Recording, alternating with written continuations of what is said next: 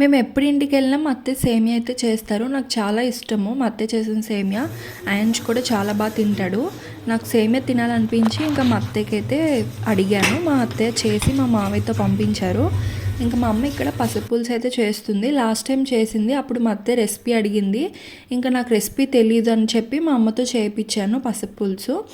మా అమ్మ వచ్చింది, కొన్ని స్నాక్స్ అయితే పట్టుకొని వచ్చింది. అవి ఏంటని తీసి పెడుతుంది ఒకటి ఒకటి.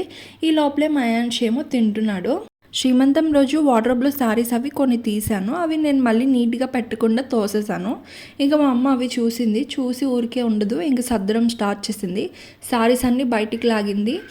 పట్టు saris, fancy saris, daily wear saris ఇలా అన్నీ కూడా సపరేట్ చేసి నీట్గా అయితే ఆర్గనైజ్ చేసింది. నేను శారీస్ అన్నీ కూడా ఫోల్డింగ్ చేసి ఇచ్చాను. మా అమ్మ నీట్గా ఆర్గనైజ్ చేసుకుంది.